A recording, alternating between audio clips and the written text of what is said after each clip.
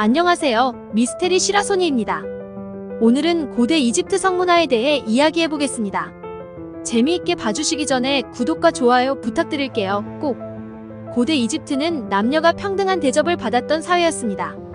남녀의 경우에는 거의 비슷하다고 보아도 될 정도로 그 대우가 공평했는데 타 문명권들과는 다르게 여자에게도 계약을 체결할 권리, 재산을 사고팔 권리, 결혼하거나 이혼할 권리, 상속받을 권리, 소송을 걸 권리 등이 인정되었죠. 또한 결혼한 이후에도 아내에게 독자적인 재산을 따로 축적하는 것이 인정되었으며 남편들에게는 부인과 제 자식을 부양할 의무가 분명히 존재했습니다. 동시대 그리스나 메소포타미아, 심지어는 몇천 년 후에 로마 시대 여성 인권보다도 크게 진보한 부분이 있었던 거죠.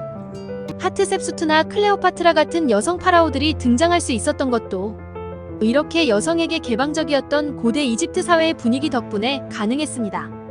고대 이집트에서 일반적인 부부 형태는 핵가족이었죠. 남자는 오직 하나의 아내만을 가지는 게 가능했고 여자도 마찬가지였습니다. 당장 이집트 신화만 봐도 오시리스는 오직 아내 이시스 하나뿐이며 네프티스가 일부러 오시리스에게 접근해서 그를 유혹했다는 내용이 있죠. 뒤집어 생각하면 아내를 제외한 다른 여성과 관계를 맺는 건 일반적이지 않았다는 뜻입니다. 다만 유일한 예외는 지존의 권력이던 파라오였죠. 파라오는 수십에 달하는 첩들을 거느렸고 호화로운 하렘에서 제 하고 싶은 대로 여자들을 끼고 살았습니다. 당시 이집트에선 순결이 딱히 중요한 것이 아니었습니다. 고대 이집트어에는 처녀라는 단어가 존재하지 않았죠. 혼전 성관계 역시 사회적으로 크게 지탄받지 않았던 고대치고는 굉장히 자유로운 사회였던 것이었죠.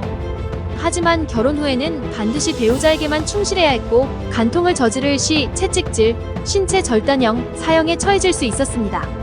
무섭네요. 다만 남자에게는 그 처벌의 정도가 훨씬 미약해서 남편이 미혼, 여자와 불륜을 저질러도 사회적으로 비난받는 정도로 끝났죠. 이집트인들은 결혼식도 하지 않았습니다. 그냥 마음이 맞거나 집안에서 짝지어주는 상대랑 한 집에 들어가서 같이 살면 그게 곧 결혼 생활의 시작이었죠. 한 지붕 아래에 같이 살기만 하면 부부로 간주되었던 것입니다. 보통 고대 이집트에서 여자들은 1314세에 결혼했고 남자들은 1620세 사이에 결혼하는 경우가 가장 많았죠. 여자 측에서는 보통 결혼할 때 여러 가구와 지참금을 챙겨왔는데 이 지참금은 여자 마음대로 처분할 수 있었습니다. 마찬가지로 이혼도 굉장히 자유로워서 원한다면 남자나 여자나 양측 모두가 이혼을 요구할 수 있었습니다. 이혼이 성립되면 재산은 공평하게 반으로 갈라갔죠.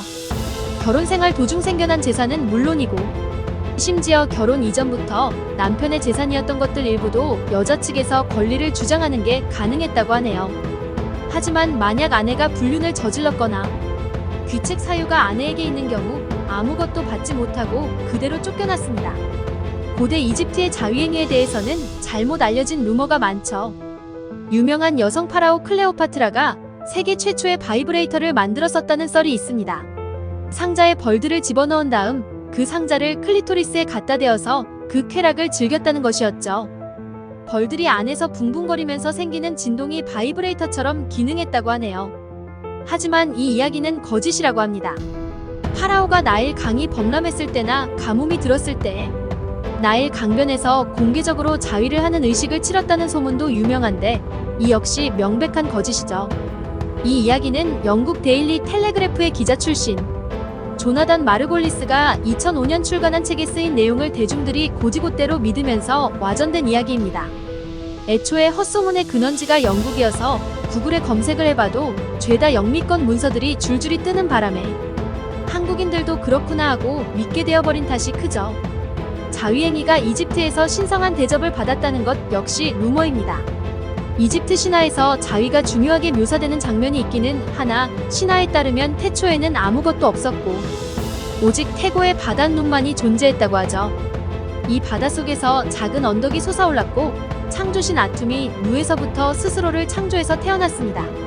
그리고 아툼이 자위를 통해서 공기의 신 슈가습기의 여신 테프누트가 태어났고 세계의 질서가 확립되기 시작했다고 하네요.